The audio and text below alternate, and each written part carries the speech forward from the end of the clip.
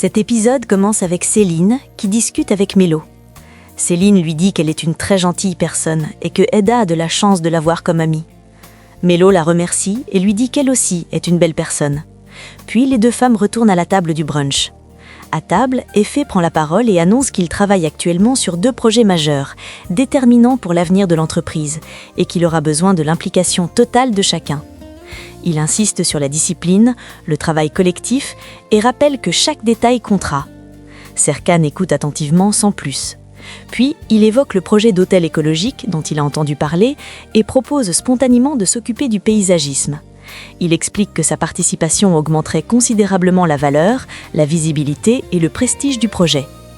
Immédiatement, une tension palpable s'installe. Serkan intervient sèchement. Il rappelle que ce projet n'appartient pas à Artlife, mais qu'il s'agit d'un projet personnel confié à Eda. Eda, humble et lucide sur son manque d'expérience, reconnaît qu'Effé est un excellent paysagiste et que travailler avec lui serait une opportunité d'apprentissage précieuse. Elle précise qu'elle aimerait collaborer avec lui, non pas pour se reposer sur ses compétences, mais pour progresser. Mais Serkan refuse catégoriquement, ce qui surprend tout le monde. Il affirme qu'il croit pleinement en Eda et qu'elle est parfaitement capable de mener ce projet seule. Pour lui, accepter l'aide d'Effé reviendrait à affaiblir la position d'Eda, à brouiller les règles professionnelles et à créer une confusion hiérarchique inacceptable. Ferit rappelle que tous sont associés et qu'Effé veut juste aider. Céline réplique froidement que tous les associés peuvent parler, sauf les petits associés. Ferit, blessé par ces paroles, quitte la table. Effé dit alors que Ferit a raison, ils sont tous associés. Mais Serkan précise qu'ils sont associés à la holding, pas à Artlife. Effé dit qu'il comprend et accepte de respecter les règles, et quitte la table. À côté, Seren va rejoindre Ferit. Il avoue être épuisé par les tensions permanentes, les conflits, les jeux de pouvoir. Il confie qu'il envisage sérieusement de vendre ses parts de l'entreprise pour retrouver une certaine paix intérieure. Seren tente de le convaincre de ne pas renoncer. Elle lui rappelle que posséder des parts de l'entreprise est important, surtout parce qu'il l'a obtenu par son propre mérite, sans l'aide de sa famille.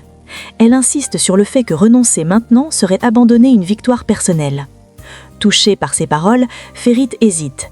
Il la remercie sincèrement, visiblement ébranlé, mais pas encore décidé. Sur la table, Piril essaie de parler à Serkan. Elle lui dit que travailler avec Effé serait une bonne idée pour doubler la renommée de l'entreprise. Serkan dit qu'il est d'accord avec elle, mais que le projet appartient à Eda. Piril demande alors à Eda de dire quelque chose.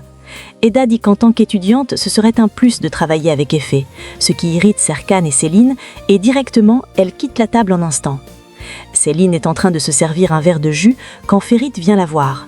Il lui dit qu'il a une demande. Il lui propose de régler les tensions entre eux pour un meilleur rendement au sein de l'entreprise. Céline répond qu'il lui sera difficile, voire impossible de pouvoir le voir tous les jours au travail. Ferit rétorque alors en disant qu'elle devra s'y faire, parce qu'il est là pour travailler. Céline s'en va, agacée. Un peu plus tard, Effé discute à nouveau avec Serkan au sujet du projet d'hôtel écologique. Il lui présente ses idées avec passion. Il explique sa vision globale, transformer une partie du terrain en zone agricole durable, créer un potager vertical, relier intimement la nature à l'architecture.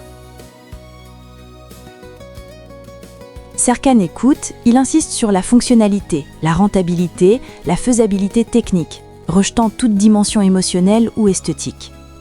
Effé, toujours enthousiaste, propose des terrasses en escalier, des plantes nécessitant peu d'eau, un jardin suspendu spectaculaire qui ferait de l'hôtel un symbole écologique fort. Serkan reconnaît la logique technique de ses propositions, mais son ton reste distant, presque méprisant. Il refuse de s'impliquer. Effé plaisante, sans mauvaise intention. Serkan se sent provoqué. Une discussion confuse s'engage, laissant entendre que le projet appartient à Serkan. Serkan coupe court immédiatement et affirme avec fermeté que le projet appartient exclusivement à Eda.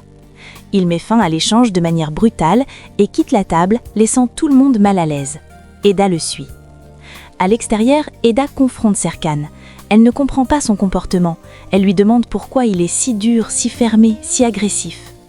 Serkan lui reproche alors d'être gentil avec tout le monde, avec sa mère, avec son père, avec Effé.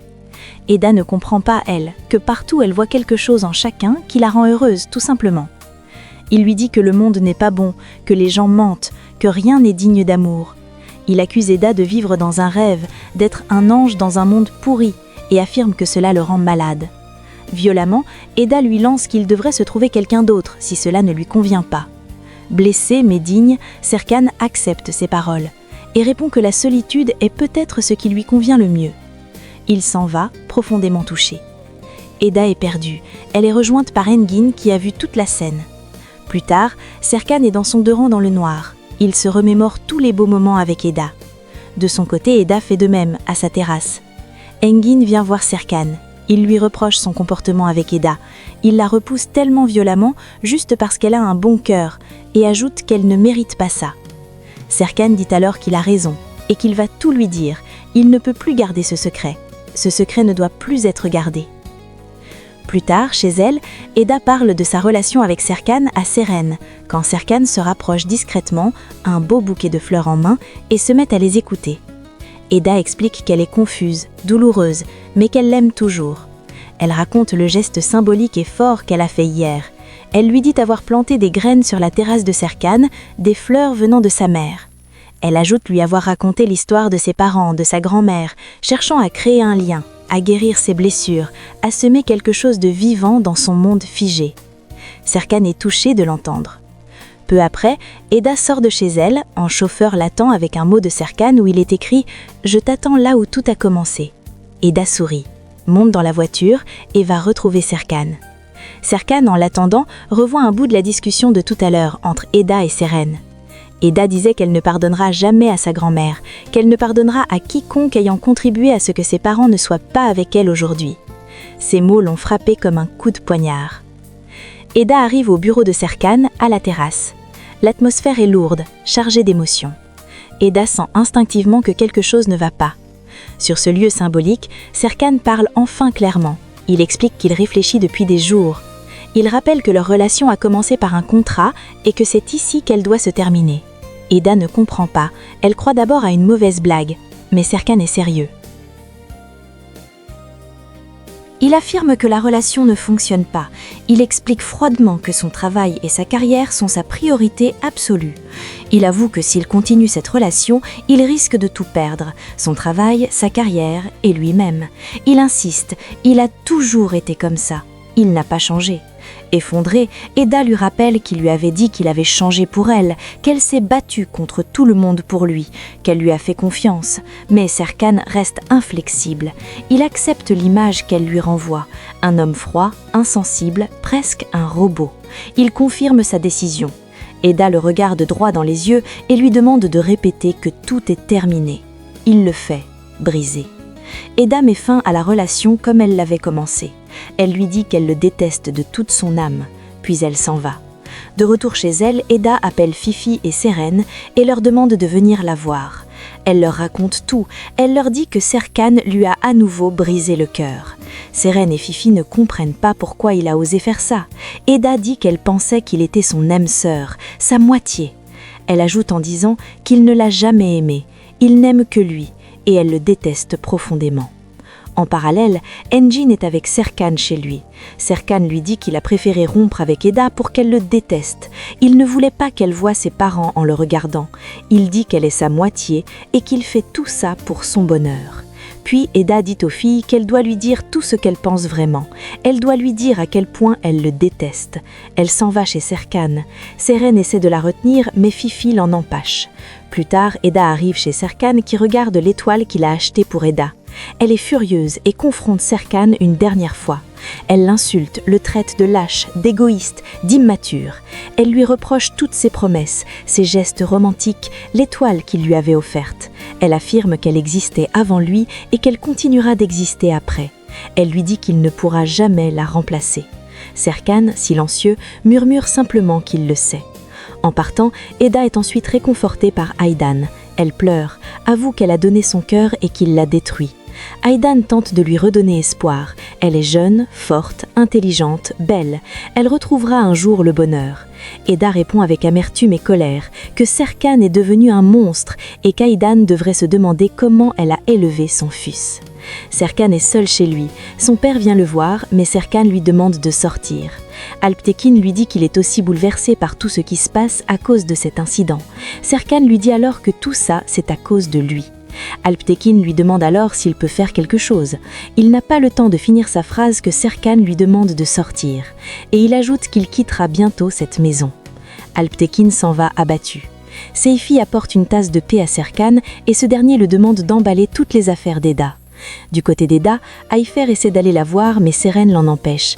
Elle lui dit que Eda a juste besoin d'être seule et de silence pour ne pas entrer en dépression. De plus, Fifi est avec elle.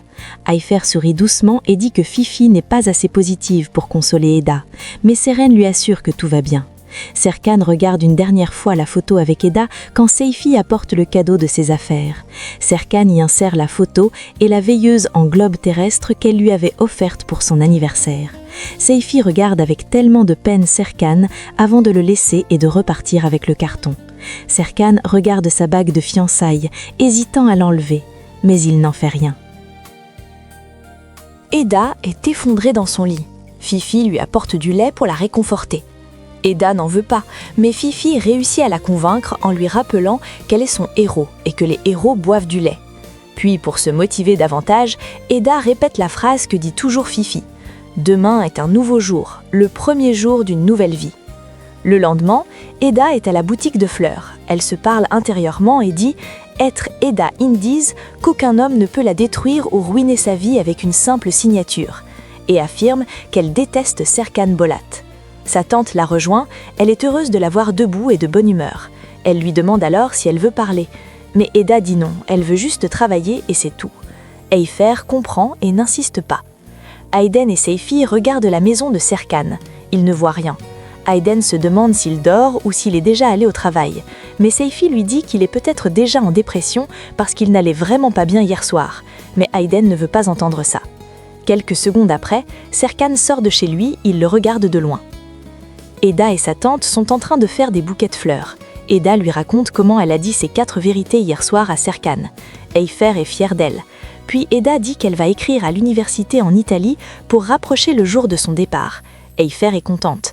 Elle lui dit alors que l'adresse e-mail utilisée par l'université pour l'informer de la validation du report de son voyage est dans son téléphone, qu'Eda peut regarder. En fouillant les messages, elle tombe sur le message qu'Ayfer avait envoyé à sa mère, exprimant sa déception d'avoir cru en elle alors qu'elle n'a pas aidé Eda pour sa bourse comme elle lui avait demandé. Eda est choquée et entre dans une colère folle. Elle crie et se demande comment elle a pu être aussi naïve et croire qu'elle avait gagné une bourse sortie de nulle part. Elle crie sur sa tante et lui demande comment elle a pu lui faire une chose pareille. Comment ? Ayfer essaye de s'expliquer, mais Eda ne veut rien entendre, elle veut absolument rien savoir. Elle lui dit qu'il s'agit de sa vie, qu'elle est la seule à décider et à personne d'autre. Elle dit aussi à Ayfer de bien dire à sa mère qu'elle ne veut absolument rien venant d'elle, rien. Et Eda s'en va.